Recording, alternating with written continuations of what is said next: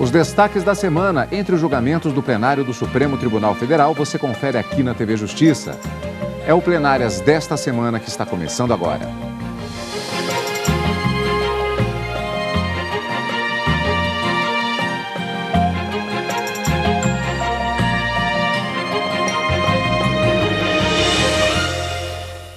Os destaques das sessões dos dias 7 e 8 de agosto de 2013. Karina, essencialmente podemos dizer que o grande destaque nesta semana, embora não tenha sido o único julgamento que aconteceu, foi uma ação penal que gerou uma série de consequências, inclusive do próprio ponto de vista da jurisprudência do Supremo Tribunal Federal.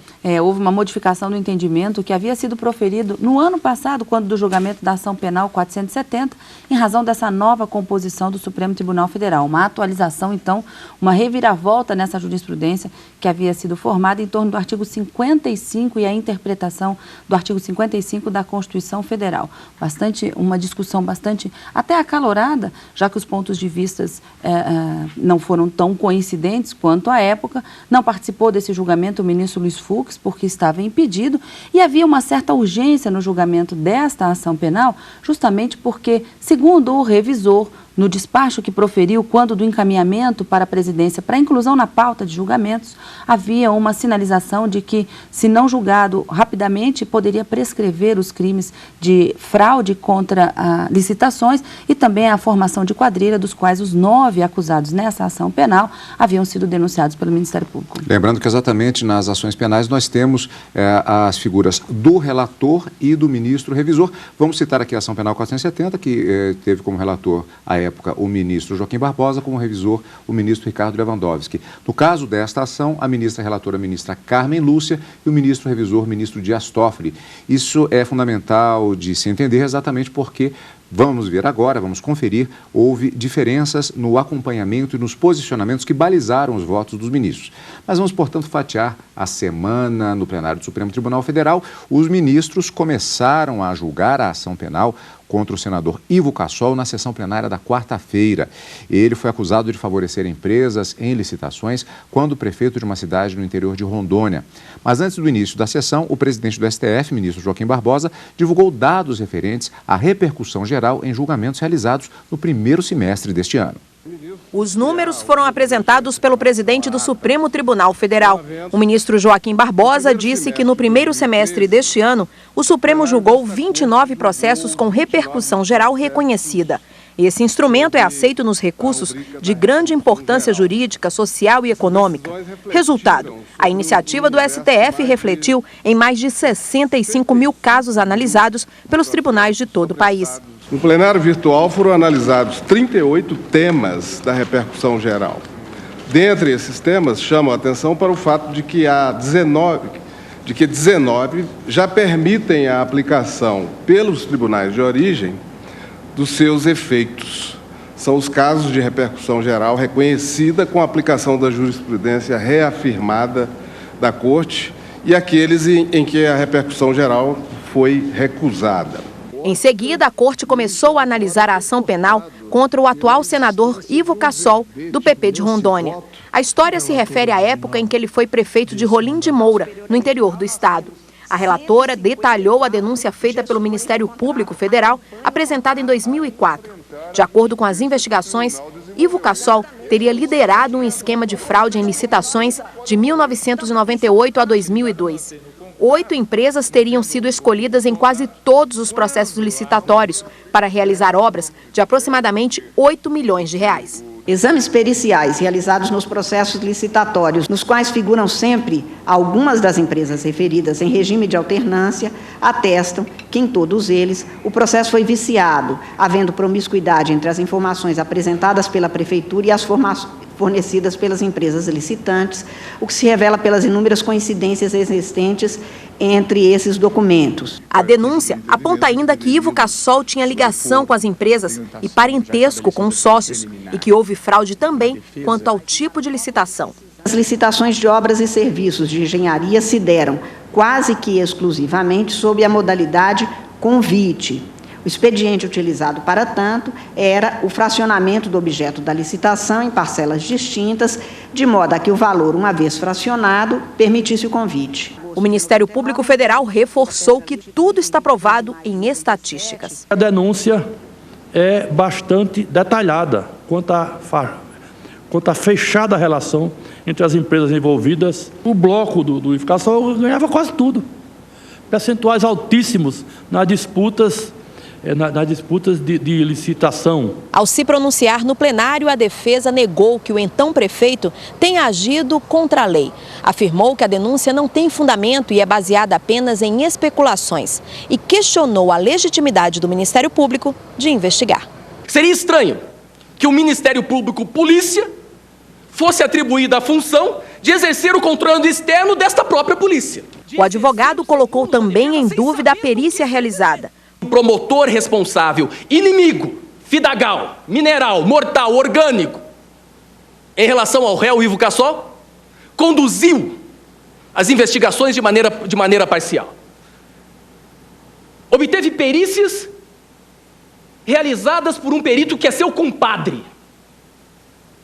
Mais do que isso, pressionou e constrangeu testemunhas.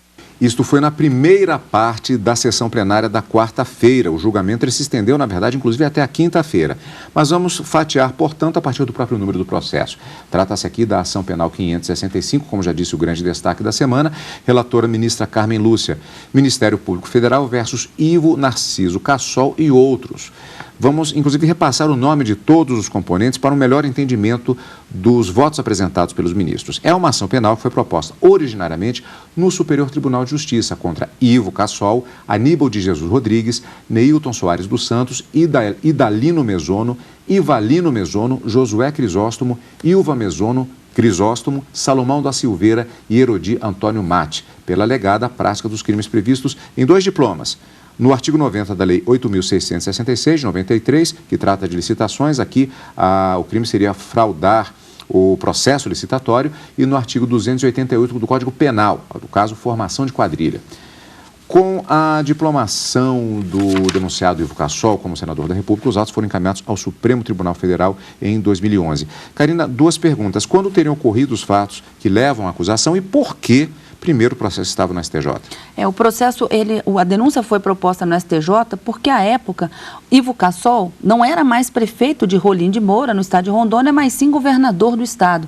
E é o STJ, o Superior Tribunal de Justiça, o órgão competente para processar e julgar governadores. E por que o processo veio ao Supremo Tribunal Federal? Justamente, como você disse, porque ele foi diplomado senador da República e o foro competente, o juiz natural para processar e julgar senadores da República, parlamentares federais e outras pessoas, presidente da República, por exemplo, é o Supremo Tribunal Federal. Então, vem do STJ para o Supremo. Todos os fatos se deram, de acordo com a denúncia, quando Ivo Cassol era prefeito, como eu disse, do município de Rolim de Moura, em Rondônia, no período de 1998 até 2002. E a acusação baseava-se no fato de que a fraude à licitação que teria ocorrido é de que alguns contratos para que obras fossem realizadas no município deveriam ser tratadas numa modalidade de licitação e foi feita numa outra, que é um pouco menos formal ou mais informal no modelo convite, e que com isso teria beneficiado pessoas bastante próximas do prefeito, o que teria ocorrido, portanto, numa situação de fraude. Os contratos, o valor que deveriam ser feito a contratação para a realização da obra eram de valores superiores, que não autorizariam a carta convite como processo escolhido na licitação, mas houve o fracionamento desse valor, possibilitando, portanto, a carta convite, e aí a denúncia por fraude à licitação com base na Lei 8.666, que trata justamente da Lei das Licitações. Como veremos, a relatora acatou em parte os argumentos da acusação e parcialmente também os da defesa. Primeiro, a questão das acusações contra os empresários envolvidos na licitação. Os formulários eram os mesmos, idênticos, eles dizem, até com os mesmos erros gramaticais. Ocorre que o município de Rolim de Moura, como foi alertado pelo doutor Marcelo, também é expresso e está aprovado nos autos. Era o município, porque ele escolheu o convite, que entregava um disquete para que eles copiassem aqueles formulários, preenchessem e devolvessem. Não há outra prova do conluio. Aliás, não há prova deste conluio. A descrição, a meu ver, parece certa, mas para a condenação eu preciso de prova de que eles soubessem de tudo isso. Tem mais. Vamos ao final do voto da relatora. Quanto ao crime do artigo 288 do Código Penal, crime de quadrilha ou bando, como eu não encontrei prova suficiente a me convencer do juízo de condenação desses 5, ficaram os 3 que são o prefeito, o presidente e o vice-presidente da comissão de licitação. E, nos termos do artigo 288, este crime pressupõe mais de 3 pessoas. Então, independente de ter havido ou não um liame com estabilidade para a prática de crimes que tivesse sido formado, eu não tenho como impor qualquer condenação a todos, neste caso, a Ivo Cassol, Salomão da Silveira, Herodi Antônio Mate e os demais, com base na acusação do crime de quadrilha ou bando, porque neste caso fica ausente este dado, razão pela qual eu absolvo os acusados Ivo Narciso Cassol, Salomão da Silveira e Herodi Antônio Mate, com base no artigo 386-3 do Código de Processo Penal, e dos acusados Aníbal de Jesus Rodrigues, Neilton Soares dos Santos, Isalino Mesomo, Ivalino Mesomo, Josué Crisóstomo e Ilva Mesomo Crisóstomo, com base no artigo 386, inciso 7 do Código de Processo Penal. E concluo, senhor presidente, no sentido de julgar parcialmente procedente a pretensão punitiva deduzida na denúncia, para condenar os acusados Ivo Narciso Cassol, Salomão da Silveira e Herodi Antônio Mate como incursos por 12 vezes nas penas do artigo 90 da Lei 8666 de 93, absolver em relação à imputação do artigo 90 da Lei 8666 93 os acusados Aníbal de Jesus Rodrigues, Neilton Soares dos Santos, Isalino Mesomo, Ivalino Mesomo, Josué Crisóstomo e Ilma Mesomo Crisóstomo, com base no artigo 386, inciso 7 do Código de Processo Penal, e absolver em relação à imputação do artigo 288 do Código Penal os réus Ivo Narciso Cassol, Salomão da Silveira e Herodi Antônio Mate, com base no artigo 386, inciso 3 do Código de Processo Penal, e os acusados 386, inciso 3 do Código de Processo Penal, e os acusados Aníbal de Jesus Rodrigues, Neilton Soares dos Santos, Isalino Mesomo, Ivalino Mesomo, Josué Crisóstomo e Ilva Mesomo Crisóstomo, com base no artigo 386, inciso 7 do Código de Processo Penal. É como voto, senhor presidente. Foi, portanto, o voto da ministra relatora na sessão da quarta-feira. O julgamento continuou na sessão do dia seguinte, quinta-feira, dia 8 de agosto. Vamos ver como foi na reportagem de Adilson Mastelari. A Corte deu sequência ao julgamento da ação penal contra o atual senador Ivo Cassol de Rondônia pela denúncia do Ministério Público Federal de suposta prática de fraude em licitações públicas no período em que foi prefeito do município de Rolim de Moura, interior do estado, e ainda formação de quadrilha. Além do ex-prefeito, foram acusados também os representantes de 8 empresas participantes das licitações. Para o ministro Dias Toffoli, todos os indícios são de que as empresas pertencem à família Cassol. Ivo Narciso Cassol é o centro de toda a fraude e o chefe da organização criminosa. As 5 principais empresas participantes do esquema, Pedra Lisa, Sul Terraplanagem, JK, Estrada e Construtel, foram constituídas e geridas por pessoas a ele ligadas intimamente, inclusive por laços de parentesco. Todos os indícios apontam no sentido de que tais empresas pertencem à família Cassol. Segundo a denúncia, as empresas foram escolhidas pela modalidade carta-convite, o que facilitaria o favorecimento da seleção nas licitações. O ministro Dias Toffoli lembrou que as empresas não possuíam nem os maquinários necessários para realizar as obras. Os ministros Dias Toffoli, Luiz Barroso, Marco Aurélio, Ricardo Lewandowski e o presidente Joaquim Barbosa também condenaram os parentes e amigos representantes das empresas licitantes pela fraude. O que a denúncia descreve, e é o que aparentemente ocorreu, foi a prática de vários delitos dessa natureza, de concurso plurissubjetivo de agentes. E isso, por si só, não caracteriza a existência de quadrilha. Nesse ponto, eu acompanho o raciocínio do ministro Dias Toffoli, que é secundado também pela ministra relatora. Os ministros entenderam que não houve superfaturamento financeiro, mas que os réus tinham outros objetivos com as licitações fraudulentas, como impedir a competitividade. Houve, de fato, um conluio, a meu ver, entre membros da administração do município indigitado na exordial acusatória e empresas que participavam das licitações. O senador Ivo Cassol, o presidente e o vice-presidente da Comissão de Licitações de Rolim de Moura foram condenados pelo crime de fraude em licitação. Todos os acusados foram absolvidos do crime de formação de quadrilha. Bom, com isso já adiantamos mais ou menos como é que foi o resultado, né? Mas é o resumo da sessão e vamos retomar a partir do momento em que houve a apresentação do voto do ministro revisor Dias Toffoli. Como anunciara na véspera, ele abriu divergência em parte do voto da relatora ministra Carmen Lúcia. O voto foi longo e embasado, da mesma forma que o da ministra relatora, mas para simplificar um pouco o nosso entendimento, hoje vamos direto ao ponto em que é feito um resumo exatamente das diferenças entre os dois votos no diálogo entre o revisor e o vice-presidente do STF, ministro Ricardo Lewandowski, que naquele momento presidia a sessão. Eu condeno os empresários, administradores das empresas. A ministra Carmen Lúcia condenou apenas o prefeito e os membros da comissão de licitação e absolveu todos os empresários. E Vossa Excelência está... Eu condeno os empresários administradores. Os empresários e também os demais e todos Sim. os membros da administração pública. E quanto há uma coincidência, embora com fundamentos diversos, do que tange ao crime de quadrilha. Quer dizer que ambos, o relator e o revisor, julgam improcedente a denúncia quanto ao crime de quadrilha por fundamentos distintos. Bom, Karina, qual foi o resultado ao final?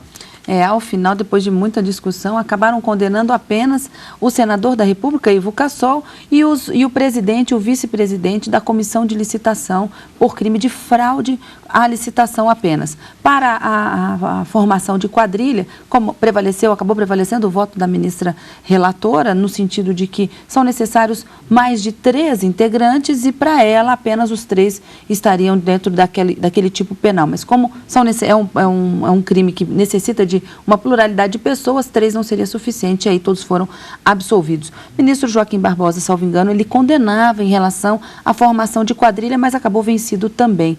Prevaleceu, nesse caso, o voto da ministra relatora, e aí nós tivemos 3 condenados apenas, como disse, o senador e o presidente e vice-presidente da comissão de licitação, que organizou tudo isso. Houve decisões pontuais em relação a diversos pontos do processo, e com relação à questão do mandato, houve uma mudança na jurisprudência, como você disse no início do programa de hoje, não é, Karina? Exatamente. Os ministros, no julgamento da ação penal 470, que ocorreu no ano passado, eles entenderam que a perda do mandato, quando se tratasse de um crime, principalmente contra a administração pública, ou um crime grave, eles acabaram entendendo que haveria a decretação da perda do mandato pelo próprio Supremo Tribunal Federal, mas a necessidade de se encaminhar o ofício à casa respectiva, à casa legislativa respectiva, para proceder à declaração da perda do mandato. Na sessão plenária desta semana, os ministros, com mais 2 novos integrantes que não haviam participado daquele julgamento, entenderam, por uma maioria formada de 6-4, que, na verdade, a perda do mandato é assunto que deve ser tratado pelo Poder Legislativo e que, portanto, será encaminhado um ofício ao Senado Federal, comunicando da decisão do Supremo para que tome as providências cabíveis. E, bom, sessão de destaques da sessão plenária, das sessões da semana, portanto, quarta e quinta-feira. E temos mais um destaque também para toda a TV Justiça nesta semana. Nós estamos completando, a TV Justiça completa 11 anos. Ao longo deste tempo, as nossas equipes estiveram sempre presentes em grandes e importantes julgamentos para o país. Sistema de cotas, ficha limpa, precatórios são alguns dos exemplos. Antes de mais nada, o trabalho de nossas equipes, o nosso trabalho é de uma prestação de serviço para a população.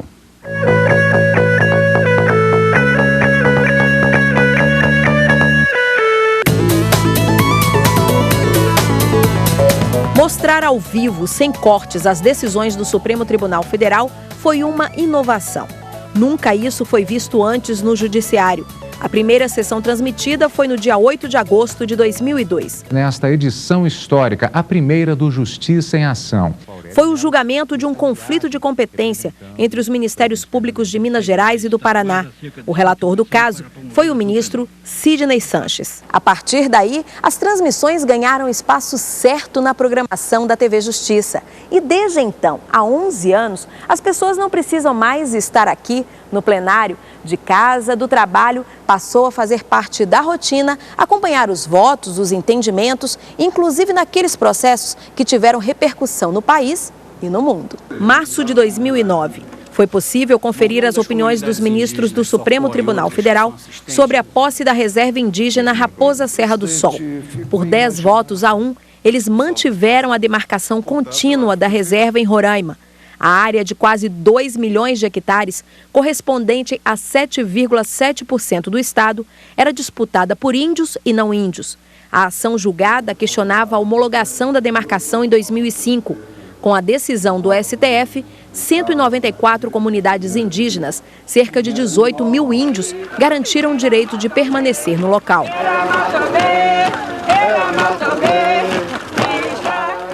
Fevereiro de 2012. A lei da ficha limpa, resultado de uma ação de iniciativa popular, foi analisada pela Suprema Corte. A legislação impede que políticos condenados por um órgão colegiado se candidatem durante um período de 8 anos. Mas a norma foi questionada no Supremo. O STF considerou que a lei não viola a Constituição Federal.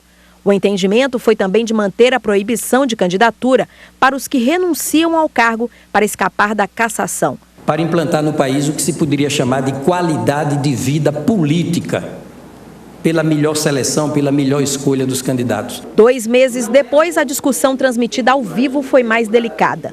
Interromper ou não a gestação quando o feto não tem cérebro? Seria isso uma prática criminosa? A Confederação Nacional dos Trabalhadores na Saúde levou a polêmica para o STF.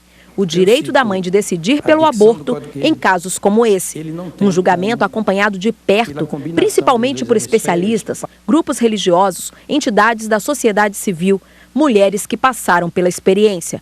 A decisão foi por ampla maioria, 10 ministros favoráveis e 1 contrário à interrupção.